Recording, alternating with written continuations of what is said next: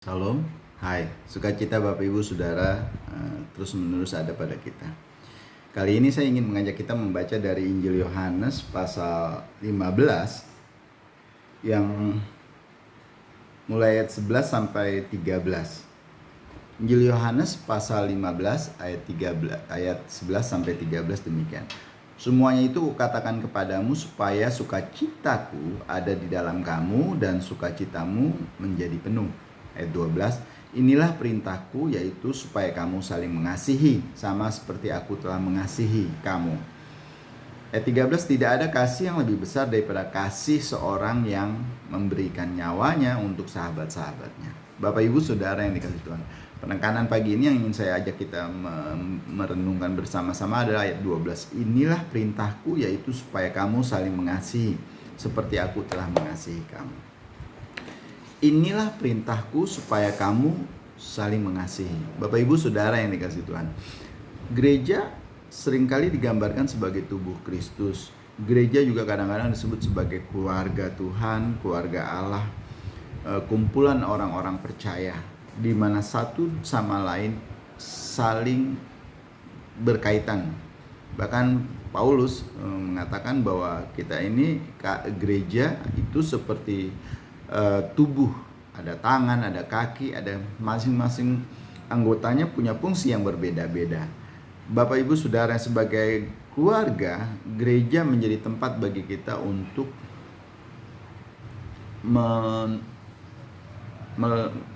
membagikan seluruh hidup kita.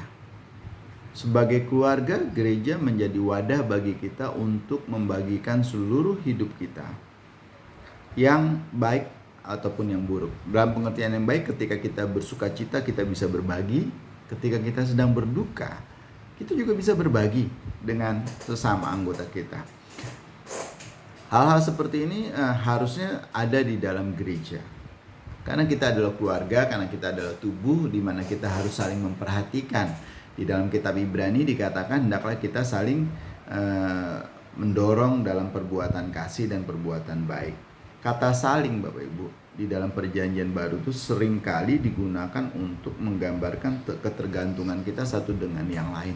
Kata saling ini sering didefinisikan sebagai bahwa kita tidak bisa melakukan apa-apa tanpa ada saudara kita.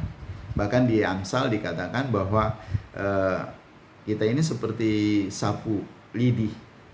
Satu itu lidi nggak ada gunanya, banyak baru bisa berguna untuk alat yang bisa dipakaikan.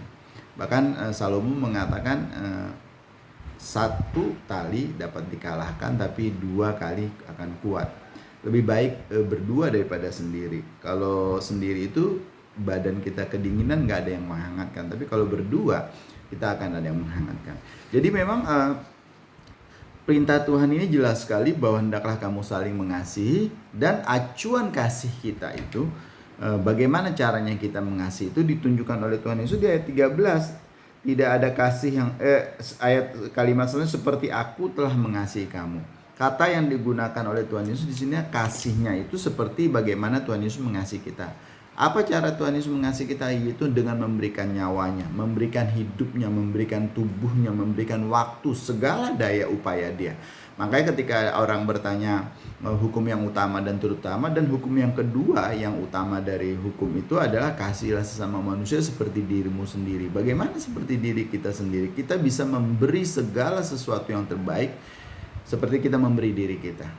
Tuhan Yesus melakukan hal itu kepada kita. Oleh karena itu Bapak Ibu Saudara yang dikasihi Tuhan, kasih adalah menjadi acuan yang utama. Kata yaitu supaya kamu saling mengasihi, dalam bentuk kata yang digunakan di ayat Yohanes 15 ini adalah present aktif imperatif, artinya yang terus menerus. Dalam konteks seperti ini, kasih yang diperintahkan oleh Tuhan Yesus adalah kasih yang dalam bentuk bukan perasaan. Nggak ada hubungannya dengan perasaan kita. Orang itu baik baru saya mengasihi, bukan. Tapi ini lebih kepada pilihan. Kasih yang kita gunakan dengan logika kita bahwa saya mengasihi orang itu harus dengan terus menerus seperti Kristus mengasihi. Mau orang itu baik atau tidak baik sama saya harus tetap mengasihi. Dalam konteks seperti ini, kasih tidak ada hubungannya dengan untung rugi. Kasih ini bukan berbicara soal cuan, tapi kasih ini berbicara soal pilihan. Pilihan kita mau mengikuti perintah Tuhan atau tidak.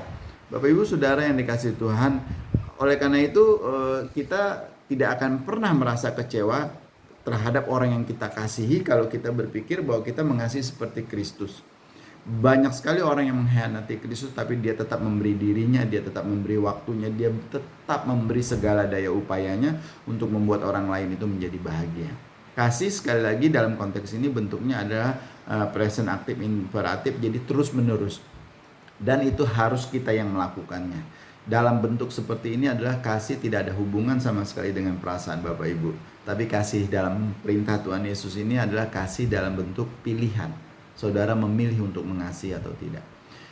Sekali lagi, kasih tidak ada hubungannya dengan cuan. Tuhan memberkati kita semua. Di dalam nama Tuhan Yesus kami bersyukur dan terima kasih untuk Tuhan mengingatkan kami biar kami belajar untuk memilih mengasihi apapun risiko dan apapun yang akan kami alami.